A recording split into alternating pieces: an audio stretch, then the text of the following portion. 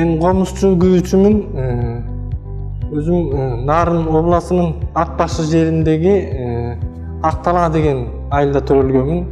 Энем Оз комузду аябай жакшы ойночу. Менин угушумда мен тайенем аябай жакшы Оз комуз чогулгон экен да. Себеби ал эртең менен таң атпай туруп алып Оз комузун ойногондо элдин баары тыңшап, угуп тигил Оз комузун кагып атат деп элдин баары тынчтанып ошону тыңшап отуруп калышчу.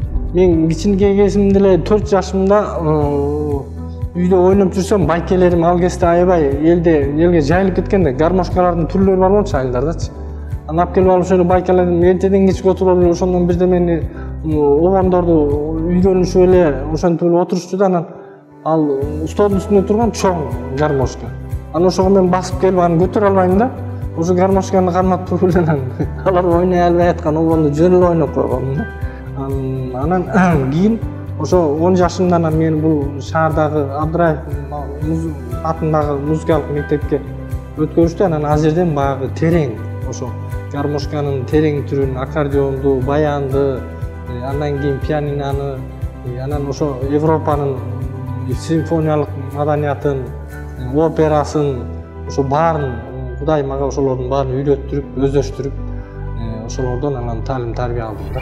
Ошо 19 жашымдан баштап мен Кыргыздын комузун үйрөнүүгө бет буруп, ошого максат кылып, себеби менин чыгармачылыгымда чоң бир өзгөрүш болду да. Мен ушул Кыргыздын комузун жакшы кылып үйрөнбөсөм, ушуну бир жакшы кылып өздөштүрбөсөм, мага болбой тургандыгын түшүнүп, ошо жашоодогу чоң бурулуш жасап, ошол кезде мен биздин мамлекеттик искусство институтунда окуп жаткан болчумун.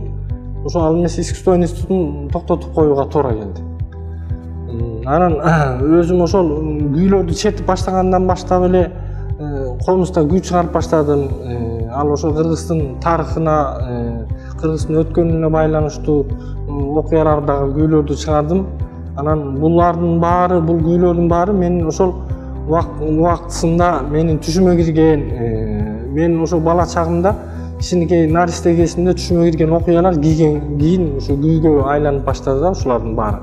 Анан булардын баары Кыргыздын тарыхында бар, булардын баары Кыргыздын тарыхында жазылган.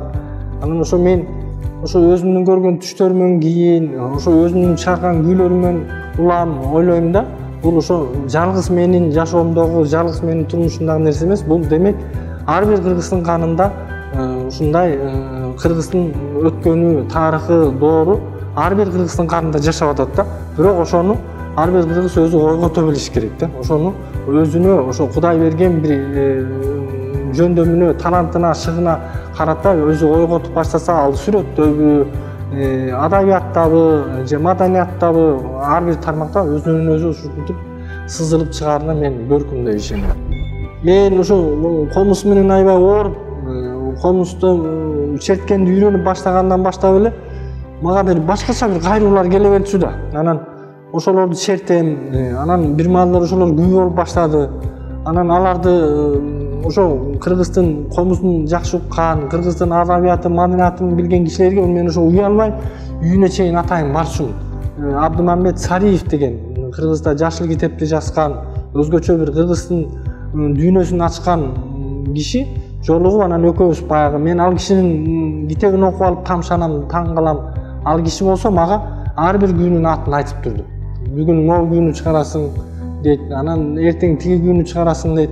Анан ал убакта мен чын эле күүнү аябай көп чыгардым да, ушунчалык көп чыгарчумун. Күүнү кайра кайталап чертип, анан жатташым керек да кайрууларды, же болбосо унутуп калышым мүмкүн. Ошентип мен тынбай отуруп алып чертип, ушунчалык кыйналчумун да, анан кыйналып ушундан эптеп ушу мен бүтсөм экен ушуну деп аябай жан талашып, тиги күүнүн атын айтса эле ошону батыраак чыгарганга аракет кыла калып, анан ушуну бүткөндө эле тиги кишини издеп таап, Абдыбайке, мына угуңуз, мына күүнү бүтүрдүм дечимин, анан ага чертип берем, анан чертип берсем ал отуруп алып комуздун күүсүн ыйлап угат да. Анан ыйлап, анан көзүнүн жашын агызып, Кудай берипти сага, жакшы күү чыгарып берсин. Эми бул күүнү чыгарасың деп кайра башка күүнү айткан. Баягы күүнүн аты мен үчүн бир сыр да. Мен эгерде ошо күүнүн атын тапсам, күүнүн аты кандай экен, анда күү өзү эле чыгып баштайт да чечимден. Анан эгерде мен күүнүн атын адашып калсам, анда күү токтоп калат. Себеби мен неме деген Бакай, Аруке деген күүлөрдү бир убакта заказ алып калдым да, тигил Абдысариев мага бир убакта айтып калды. Анан ошол убакта мен бир жакшы бир кайруулар келип баштаган, анан отуруп алып, бул кайруулар неме деген, тиги Бакай деген күй турбайбы деген отуруп алып чертип атам деги эле неметпей койду, уланбай койду да, баягы кайруу токтоп калды, бүттү. Деп эле аябай чарчадым, 1 сааттай 2 сааттай отурмукчу, аябай чарчадым да, койчу эс алайынчы, ошо негедир болбой атат, күй чыгарбайт окшойм деп кичине эс алып, чай ичип отуруп анан кайра жанагы күнү кайра кайталап көрөйүн да, бул Бакай эмес окшойт, бул Аруке деген күй окшойт деп, анан Аруке деп артта айтып эле анан ошол күйнүн кайрууларын чертип баштадым, бүттү. Көзүмөн жаш да кетти, баягы күй аккан боюнча кетти. Ошо бул Аруке деген күйнү мен көп болсо бир 3 сааттын 4 сааттын ичинде чыгардым окшойт. Ошону толугу менен негизги кайрууларын ошол убакта алып жаттап, анан ошо канча саат ошо Арукени жаттасам, ошончо саат ыйлап отурдум. Кыргызда ошо комуз черткенде негизи 3 эле чоң түргө бөлсө болот да. Кол ойнотуп черткен күүлөр, анан айтым күүлөр, анан кара күүлөр деп. Анан муну элдин баары эле сразу түшүнсө болот. Айтым күүлөр дегени бир нерсени, бир окуяны айтып берип, аралаштырып айтып, анан ошол менен улам күүнүн кайрууларын чертип, анан бизде ошо айтым күүлөрдү азыр көп чертилбей баратат. Айтым күүлөрдө кишинин ал эмес сүйлөп аткан оозундагы сөзүнөн бери туралган да. Адамдын бири мимикасынан бери, чымчыктын сайрап атканынан бери, же болбосо кишинин бир сөздү сүйлөп аткандан бери ошол айтым күүлөрдө ошонун баары айтылып, анан чертилген. Ошон үчүн алар айтым күүлөр деп аталган да.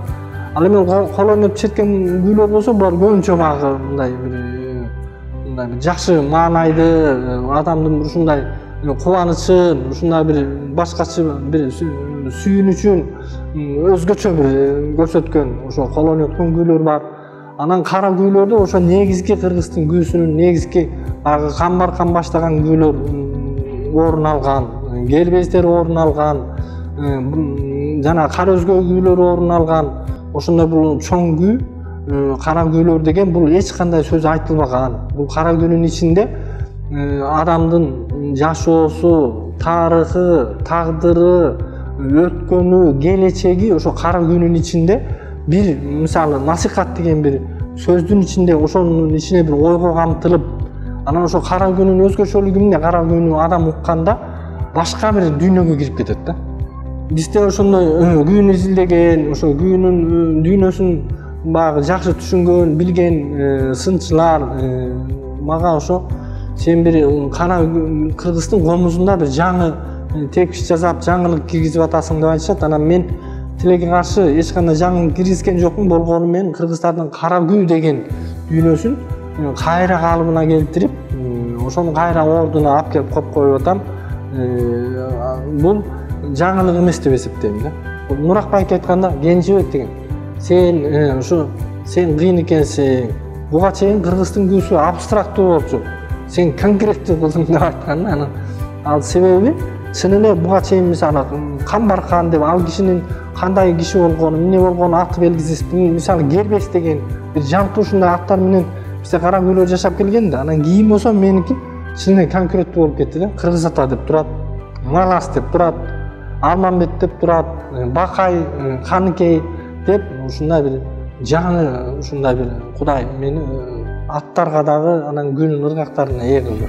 Негизги менин репортажымдын негизги бөлүгү Карамолдонун күүлөрүнөн турат. Анан өзүмдүн жаңы бир 100дөн ашык күүлөрүм бар. Анан бир Кыргыздын ошол 50-60 ошо огондору, ырлары бар. Мага ошо бир жолу биз жерде бир кыргыз дүйнөсү жөнүндө биз илгери менин жаңы комуз чертип үйрөнүп жүргөн убактысында биз Нурак байке болуп, анан Нурак байкенин жубайы Аманбүбү жеңе болуп, биз түнү менен отуруп алып ошо таң аткысакты, ошо кыргыздардын өткөн жашоосу жөнүндө бир ушундай бир нерселер сүйлөшүп, уйкубуз да келчү эмес да. Ошентип таңга чейин отурчубуз. Биз ошо кыргыз ата жөнүндө дагы ошондой бир кишилер болуп, ошо Нурак байкеге окшош кыргыздын дүйнөсүн сүйгөн, кыргыздын дүйнөсү үчүн ушундай бир жүрөктөрү ачык кишилер менен сүйлөшүп отурсак эле ошо бир киши, ошо Абдыкерим деген киши, Чолпонкулов. Ушул айтып калды, кыргыздардын кыргыз атасы бар турбайбы? ушундай бүт нур, денесинин баары нур экен, ушундай бир өзгөчө касиеттүү жан экен. Биз ошону билбей турбайбызбы?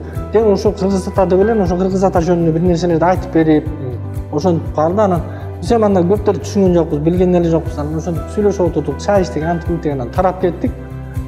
Анан ошондон кийин эле менин Кыргыз ата жөнүндө күч чыгып калды. Таң калышты. Анан кийин ошолорго чертип бердим. Өзү ушу Кыргыз атанын окуясына чейин Кыркыруу Кыргыз деген күнү чыгарганмын. Бул Кыркыруу Кыргыз деген күн ошо 85-86 жылдары таңгамаал бир саат 4:30 5:00 мен уктап атсам, кулагыма келип дүңгүрөп угулган да. Кулагыма бир дүңгүрөгөн бир күү келип алып угулуп атат. Таң калып.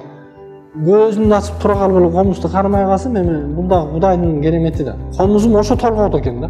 Мен күн угуп аткан. Ошо колумду кармасам, ошо баары туура келди да добуштар.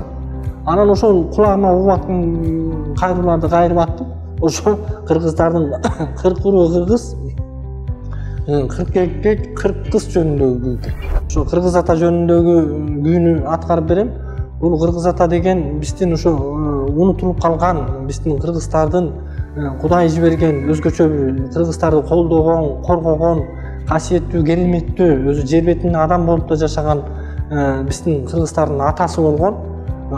Кыргыздын ата жөнүндөгү түшүнүк өзү бизге 13 апрелде Кыргыз атанын өзү буга чейин ошо Кыргыз ата жок болуп, Кудай өзүнүн кыргыздардын каарын алып, кыргыздардын ушунчалык камкордугун жазалап Кудай.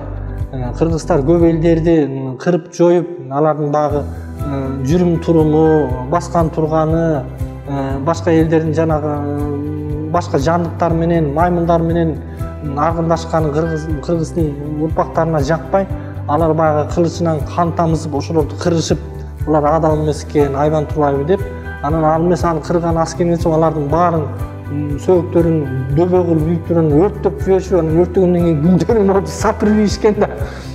Кудайдын ошол жини келип Кыргыз атаны бөлүп кеткен.